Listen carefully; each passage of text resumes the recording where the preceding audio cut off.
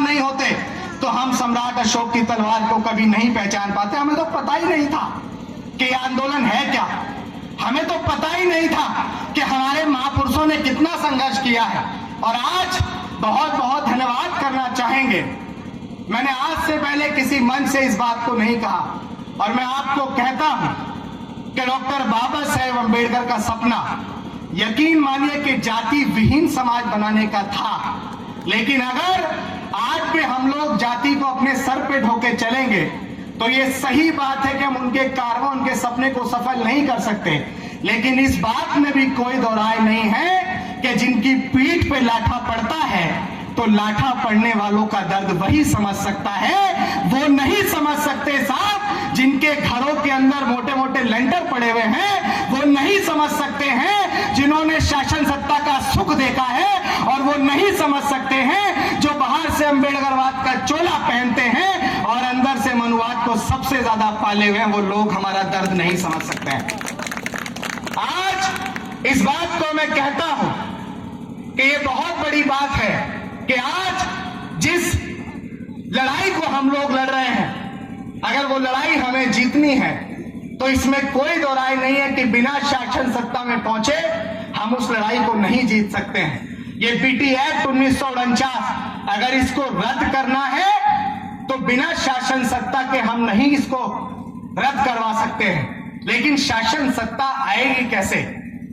अगर शासन सत्ता आपको लानी है और देश में अगर कोई एक आंदोलन आपको लड़ना है तो सबसे पहले आपको एक नारा लगाना होगा कि अम्बेडकरवादी नेता साथ में आओ, अम्बेडकरवादी नेता साथ में आओ।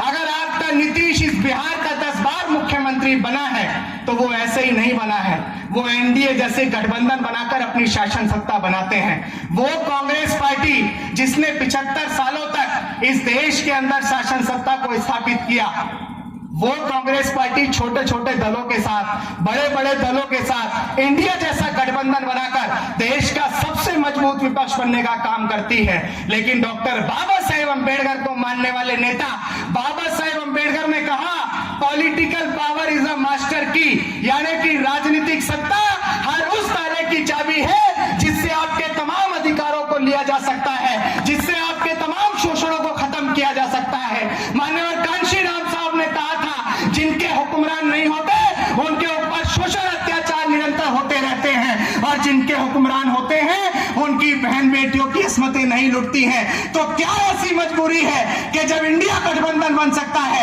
एनडीए गठबंधन बन सकता है, तो अम्बेडकरवादी नेताओं का महागठबंधन क्यों नहीं बन सकता? ये सवाल हम लोग क्यों नहीं कर रहे हैं? ये सवाल अपने नेताओं से हम लोग क्यों नहीं पूछ रहे हैं? और यकीन मानिएगा, जब तक आप ये सवाल अपने नेताओं से नहीं करेंगे, हम दावे के साथ कहते हैं आप बीटी एक्ट 1949 नहीं रद्द करवा पाएंगे। हम दावे के साथ कहते हैं कि आपके ऊपर होने वाला शोषण अत्याचार नहीं रुकेगा।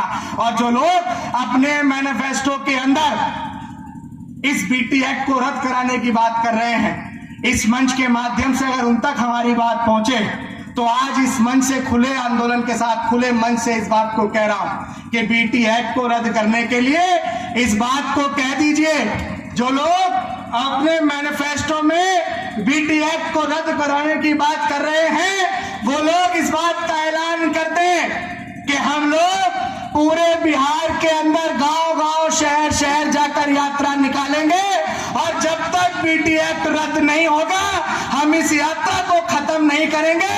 तब हम उन मैनिफेस्टो वालों को समझें कि वो वाकई में इस एक्ट को रद्द कराना चाहते हैं। घर में बैठकर और जब सरकार बनानी हो तो बौद्धों की वोट लेने के लिए आप कोई भी मैनिफेस्टो बनाइए।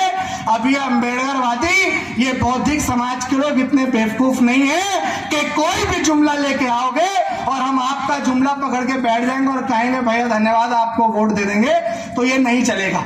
ये सच्चाई है, जो पिटे हैं वही इस बात को समझ लेंगे। साथियों, बिहार सरकार अगर आपको पानी देना